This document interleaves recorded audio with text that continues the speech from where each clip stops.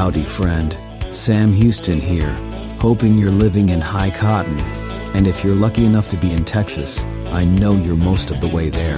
Now enjoy your daily dose of Texas history and Texas pride. Howdy, friend. Welcome back to the Feed Bandit podcast and your Texas History Roundup for December 26th.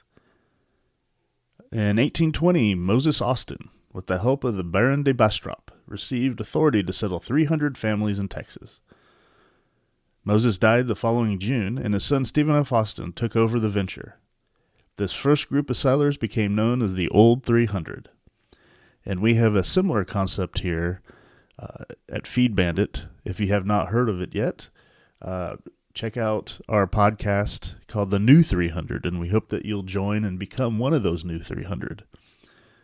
This is a 300, so 300 families. We're looking at 300,000 folks to set a new course for the great state of Texas going forward. So we hope you're on board. Oh, and sign up to our email list to really get on board. Feedbandit.com. Thank you. Shameless plug, I guess. Or not really shameless at all. 1842, members of the poorly organized remnant of the disbanded Somervell expedition were captured at Meyer in Mexico, thus becoming known as the ill-fated Meyer expedition. About 300 members of the Somervell expedition had decided to continue the incursion under command of William F. Fisher. After fierce fighting and being outnumbered almost 10-1, Fisher's men were captured and marched off towards Mexico City. An escape occurred about 6 weeks into the march, but most of the escapees were recaptured.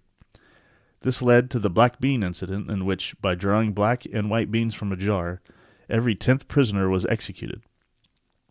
The survivors were imprisoned in Mexico City, and the last of these were released on September 16, 1844. This was the most disastrous of the Republic's expeditions against Mexico. In 1851, Edward Burleson, who had come to Texas from North Carolina in 1830, died in Austin. In 1874, one of the first commercial buffalo hunts in Texas began. On this day, Joseph S. McComb left Fort Griffin with teamsters and skinners and headed west in an ox-drawn wagon. The season's kill brought 2,000 hides, which were sold at Fort Griffin for $1.50 to $2 each. In 1908, John A. Jack Johnson beat champion Tommy Burns, who was born Noah Brusso, of Canada in Sydney, Australia, for the supposed World Heavyweight Championship. An Australian promoter had put up substantial money to stage the bout, and Burns agreed to fight a black man for the World Championship. The bout was scheduled for 20 rounds, but was stopped in the 14th round. However, society of the time did not recognize Johnson as champion because they argued that James J. Jim Jeffries had retired undefeated. Jeffries was talked out of retirement and Johnson won the championship in their bout in Reno on July 4, 1910. Johnson was born in Beaumont in 1878 and died in an automobile crash near Raleigh, North Carolina in 1946. And finally, in 1988, oilman Glenn H. McCarthy died near LaPorte. McCarthy was born in Beaumont in 1907 and by 1945 had discovered 11 oil fields in Texas. Nicknamed Diamond Glenn and King of the Wildcatters, he had his own bourbon label, Wildcatter, and owned the Cork Club, McCarthy Oil and Gas Company, Beaumont Gas Company, Houston Export Company, McCarthy Chemical Company, McCarthy International Tube Company, the Shell Building, 2 banks, KXYZ Radio, 14 newspapers, a magazine, and even a movie production company. His life was the inspiration for Jet Rink in the movie Giant in 1952.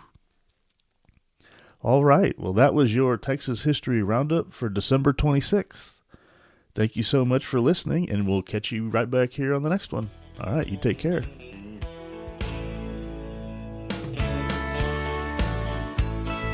Well, there you have it.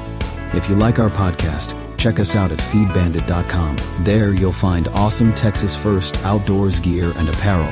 Your purchase helps support the Bandits and keeps this podcast on the air, fighting for you and for Texas. Remember, preserve the tradition, protect the legacy.